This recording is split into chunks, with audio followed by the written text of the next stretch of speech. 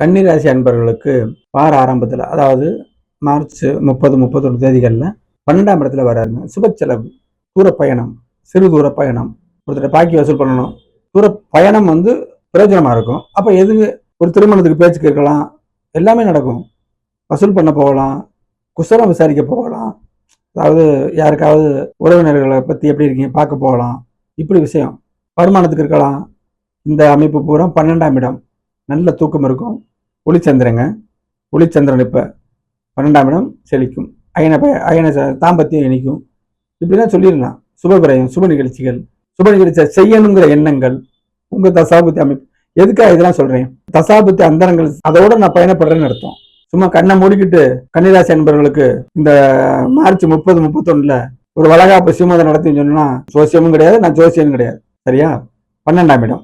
அப்புறம் ஏப்ரல் 1, 2, 3 இந்த தேதிகளில் ராசியில சந்திரன் வராருங்க. கண்டக சனி தான், இல்லைன்னு சொல்லல. சனி முழு பாவக்கிரகம் உங்களை மந்தப்படுத்திக்கிட்டு இருக்காரு. உங்க தசாபுத்தி அமைப்புப்படி எதுல மந்தப்படுத்துறாருங்கிறது உங்க ஜாதகத்துடைய தசாபுக்தி. எல்லா கோடீஸ்வரர் கன்னிராசியில் கிடையாது. ராசி ஏற்கனவே பலமா இருக்கிறவங்களுக்கு சனி சரிபார்வை தெரிச்சு ஓடிடும், ஆக்டிவேஷன் ஆகாது. பலவீனமானவங்களுக்கு அந்த கோல்சாரம்னு சொல்றேன்னா, பலவீனமானவங்களையும் ராசியை பார்க்கும்போது அவர் வருமானத்தை தேடி போற தடை பண்ணுதா, வீட்டுல சந்தோஷமா இருக்கிறது தடை பண்ணுதா, அவரு தேக ஆரோக்கியம் சரியில்லையாங்கிறதுலாம் இருக்கு சனி பார்க்கும்போது. அதனாலதான் உங்க ஜாதகத்தை பார்க்கணும் சொல்றேன். உங்க ஜாதகத்தில் உள்ள திசாபுத்தி அந்தரத்துக்கு தக்கனதானே அந்த பலவீனம் நடக்கும். அது கட்டுக்குள்ள இருக்கும். கண்டக சனி தற்காலிகமாக நிறுத்தி வைக்கப்படும். அந்த 2ஆம் இடத்துல ஒளிச்சந்திரன் பௌர்ணமி இன்னைக்கு வராரா, அற்புதமான ஜோதிடம். அதுக்கடுத்து வார கடைசியில் 2ஆம் இடம் வருமாறு, வருமான சிந்தனை, கொடுத்த பாக்கி வசூலாகணும். வியாபாரம் பண்றவங்களுக்கு இதுல நான் பலன் சொல்றதுல மாணவர்கள், வேலைக்கு செல்றவங்க, அரசு வேலை பார்ப்பவங்க, வாக்காளர் பிழைப்பவர்கள், கடை வச்சுக்கவங்க, பெரிய மால் வச்சுக்கவங்களுக்கு சில கஷ்டங்கள் இருக்கும். தசாபுத்தம் இல்லைன்னு சொல்லவில்லை. விவசாயம் இந்த மாதிரி அமைப்புகள்ல உள்ளவங்களுக்கு பூரா தான் இந்த பலன். அவ்வளவு தசாபுத்தி படி 2ஆம் இடத்துல ஒளிச்சந்திரன் வராரு. பிளாட்ஃபார்ம் வியாபாரத்தை எடுத்துக்கிடுவோம். வண்டி தள்ளு வண்டியில் விற்கிறவங்களும் எடுத்துக்கிடுவோம்.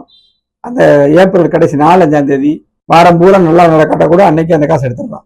கண்டிப்பான முறையில் கன்னிராசிக்கு 12 ஜென்ம ராசி 2ஆம் இடம். இதன் வழியாக சுபத்துவ சந்திரன் அற்புதமா வேலை செய்யும். சரி, கன்னிராசிக்கு 11ஆம் இடத்துக்கு ஜூன் மாதம் குரு ஒருவர் சகலா இருப்பாரு. லாபங்கள் சரியில்லாதவங்க கூட எல்லாமே லாபம், மனைவி லாபம், மக்கள் லாபம், எல்லாம் லாபம், தொழில் லாபம், மூத்த சகோதர உதவிகள் எல்லாமே ஒருவர் சகாலம். உங்க தசாபுத்தி அந்தரப்படி வாழ்க்கைக்கு வழிகாட்டி தான் ஜோதிடம். அற்புதமா நீங்க பயன்படுத்தி கொள்ளலாம் அப்படிங்கிறத இதில் சொல்றேங்க. கன்னிக்கு நல்ல பலன் தான்.